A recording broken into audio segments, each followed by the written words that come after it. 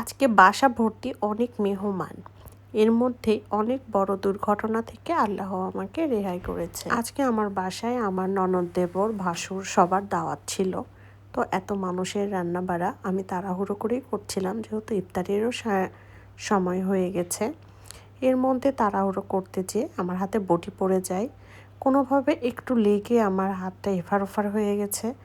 আল্লাহ বাঁচিয়ে দিয়েছে যে বটিটা পুরোপুরি খারাপভাবে পড়ে নাই। যদি পড়তো তাহলে আর নিতে হতো না, কারণ আমার বটিতে অনেক বেশি ধার, আমি ধার ছাড়া কাটতে পারি না।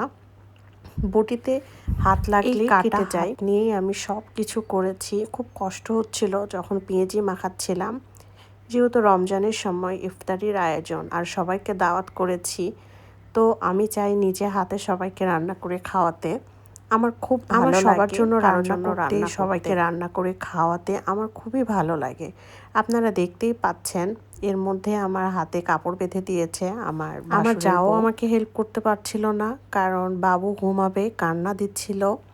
এটা পরের দিনের কাটার ছবি, অনেকটাই শুকিয়ে গেছে। আমার আবার কাটা জায়গাগুলো আমি এক পাশে বিরিয়ানি উঠিয়ে দিয়ে অন্য পাশে গরম পানি দিয়েছিলাম। এখানে মোটামুটি 10 জনের রান্না হচ্ছে।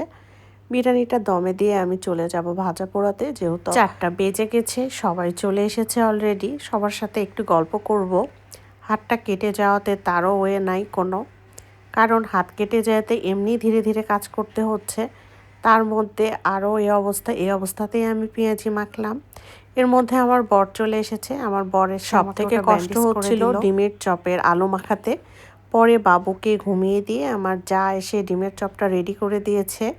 এদিকে আমি বেগুনিটা করে নিচ্ছি, বাট আগুনের তাপ, তেলের গরম ভাবে আমার হাত মনে হচ্ছিল ভাজা পোড়া শেষে আমার আর ছবি তোলা হয়নি। একে তো হাতের সমস্যা, তার মধ্যে তাড়াহুড়ো, কোনো কিছুই আর ঠিক মতো করা হয়নি। এখানে ডিমের চপ ছিল, বেগুনি ছিল, আর পেঁয়াজ। আমার ভাসুরের হাতের মুড়ি মাখানো আমাদের সবার অনেক পছন্দ। তো আমি আলুর চপ করেছিলাম না, আমি ডিমের চপ করেছিলাম, আলু ডিমের চপ। আমার ভাসুর সব নিতে নিতে লাস্টে শুধু ডিম পড়েছিল, আর আমার যা সবগুলো আলু বের করে মুড়ি মাখাতে দিয়ে দিয়েছিল। বাট মুড়ি মাখাটা অনেক মজা ছিল। আমার যা এদিকে ফ্রুটসগুলো কেটে নিচ্ছিল, যেহেতু আমার হাতের অবস্থা খুবই খারাপ ছিল। তো আমার যা খুব সুন্দর করে কাটাকুটিগুলো শেষ করেছে। এখানে যে ভাজা পোড়োগুলো দেখছেন, এগুলো অবশিষ্ট মুড়ি মাখানো, মানে বাঁচার পর।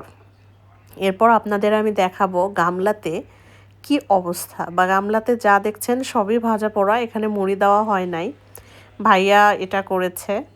আর এখানে ছিল আমার বানানো স্পেশাল দই।